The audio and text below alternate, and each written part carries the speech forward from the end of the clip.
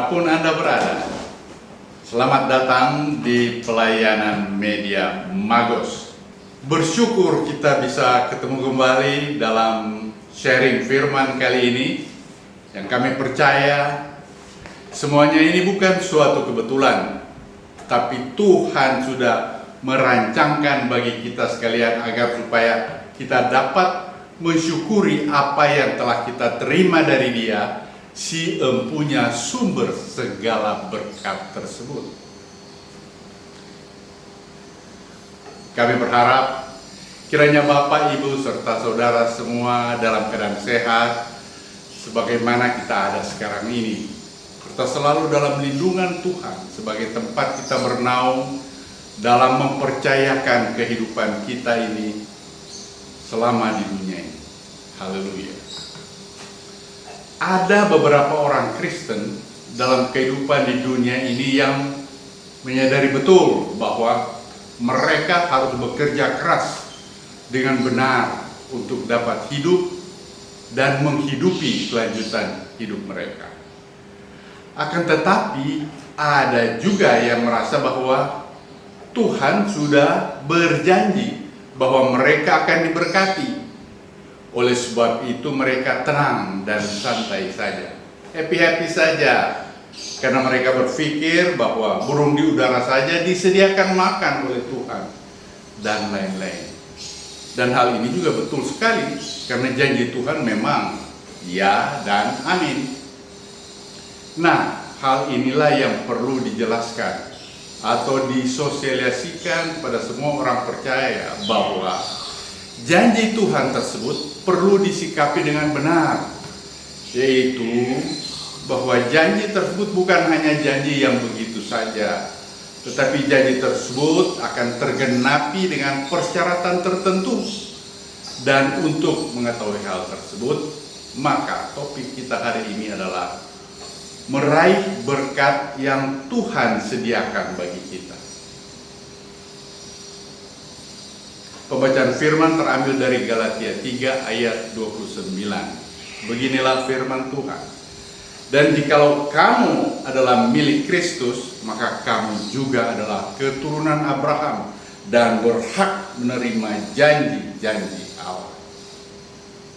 Nah, dari pembacaan firman tersebut setelah dipelajari di Alkitab dan hikmat yang dari atas, maka ternyata ada 4 kondisi yang masih perlu dilalui sebagai persyaratan agar supaya kita dapat menerima janji-janji Allah tersebut.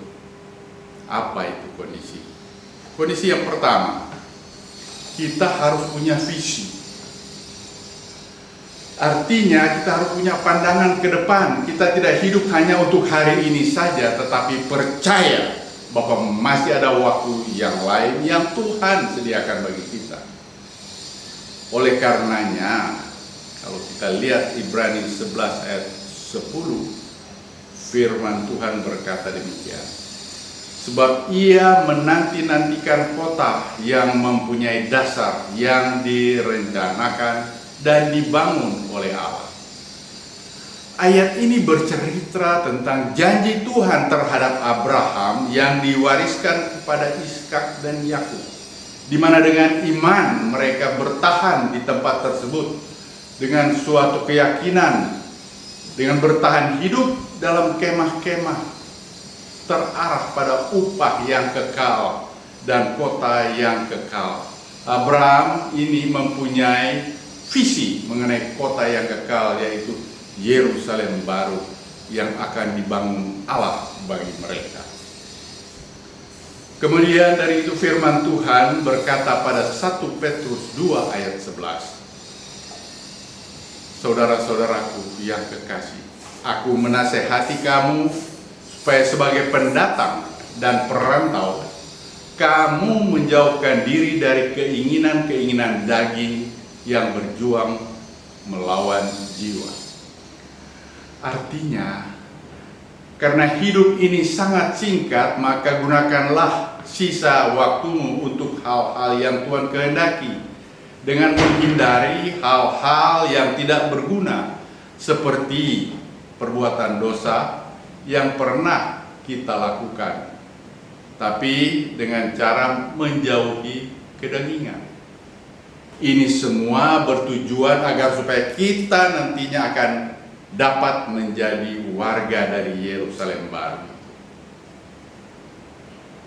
Jadi jangan seperti Ibrani 11 ayat 13, di mana firman-Nya berkata, dalam iman mereka semua ini telah mati sebagai orang-orang yang tidak memperoleh apa-apa yang dijanjikan itu, tetapi yang hanya dari jauh melihatnya dan melambai-lambai kepadanya, dan yang mengakui bahwa mereka adalah orang asing dan pendatang di bumi ini.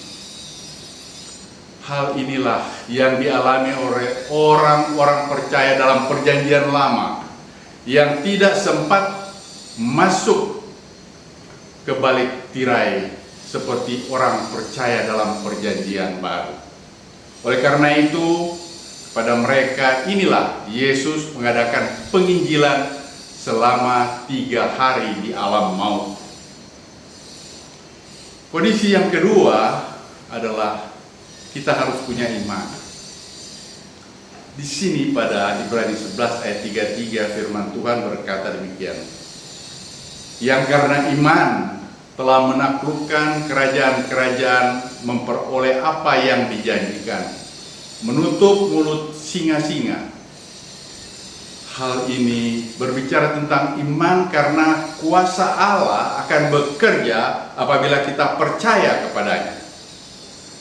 Kemudian juga pada Ibrani 6 ayat 15 firman-Nya berkata, Abraham menanti dengan sabar dan dengan demikian ia memperoleh apa yang dijanjikan kepadanya. Jadi janji yang Abraham terima adalah tentang iman akan kelahiran dari Ishak meskipun umurnya sudah tua. Jadi dia sabar. Kemudian juga Galatia 3 ayat 14 firman Tuhan menjelaskan bahwa Yesus Kristus telah membuat ini supaya di dalam Dia berkat Abraham sampai kepada bangsa-bangsa lain. Nah, di sini Kristus telah menjadi kutuk dan dosa untuk menghancurkan kutuk dan dosa kita yang seharusnya tetap ada pada kita semua. Tapi dia sudah tanggung itu semua. Oleh karenanya, kematiannya di kayu salib telah menggantikan kita serta melepaskan kutuk dan dosa kita dengan membayar lunas, dengan menebus kita agar supaya berkat Abraham tersebut dapat sampai kepada semua orang yang mempunyai iman kepadanya. Dan kondisi yang ketiga, kita harus punya daya tahan. Kalau kita perhatikan bilangan 14 ayat 2 dan 3, ini orang yang tidak lolos ujian. Karena kita harus punya daya tahan. Firman-Nya berkata demikian, bersungut-sungutlah semua orang Israel kepada Musa dan Harun, dan segenap umat itu berkata kepada mereka, sekiranya kami mati di tanah Mesir atau di padang gurun ini, mengapakah Tuhan membawa kami ke negeri ini, supaya kami tewas oleh pedang, dan istri serta anak-anak kami menjadi tawanan? Bukankah lebih baik kami pulang ke Mesir? Nah, Tuhan dalam menjanjikan sesuatu yang baik selalu ingin menunjukkan bahwa untuk meraih sesuatu yang besar, yang baik, yang berguna, selalu memerlukan pengorbanan. Dan bahwa semuanya itu dapat dicapai melalui cobaan-cobaan untuk melihat ketaatan kita kepadanya. Kita taat apa enggak?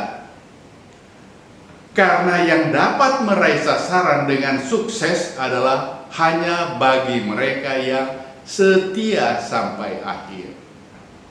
Selanjutnya ini contoh ujian juga. Kalau kita lihat di Yesaya 48 ayatnya yang ke-10, firman Tuhan berkata demikian, sesungguhnya aku telah memurnikan engkau, namun bukan seperti perak, tetapi aku telah menguji engkau dalam dapur kesengsaraan. Artinya supaya kita tahan uji yang dapat lolos dari ujian yang diberikan. Kita harus tough person. Dan yang keempat, kita harus punya kesetiaan. Kita lihat Ibrani 6 ayat 11 dan 12, firman-Nya berkata demikian. Tetapi kami ingin supaya kamu masing-masing menunjukkan kesungguhan yang sama untuk menjadikan pengharapanmu supaya milik yang pasti sampai pada akhirnya. Agar supaya kamu jangan menjadi lamban, tetapi menjadi penurut-penurut, mereka yang oleh iman dan kesabaran mendapat bagian dalam apa yang dijanjikan Allah. Kita ini didorong agar berdiri teguh, jangan sampai menyerah, dan tetap memegang iman, serta memanfaatkan tenaga dan kekuatan. Karena mereka yang berhasil adalah mereka yang bangun pagi dan bekerja keras serta tidur larut malam. Wahyu 17 ayat 14 firman-Nya berkata juga demikian. Mereka akan berperang melawan anak domba, tetapi anak domba akan mengalahkan mereka karena ia adalah Tuan di atas segala tuan dan Raja di atas segala raja. Mereka bersama-sama dengan dia juga akan menang, yaitu mereka yang terpanggil, yang telah dipilih, dan yang setia. Oleh sebab itu, pemirsa sekalian, sebagai kesimpulan, apabila kita dapat melalui keempat kondisi tersebut, yaitu mempunyai visi, iman, dan daya tahan serta kesetiaan, maka saya percaya janji Tuhan kepada Abraham akan dapat juga kita raih dengan penuh keyakinan bahwa inilah memang berkat yang Tuhan telah sediakan bagi kita orang percaya.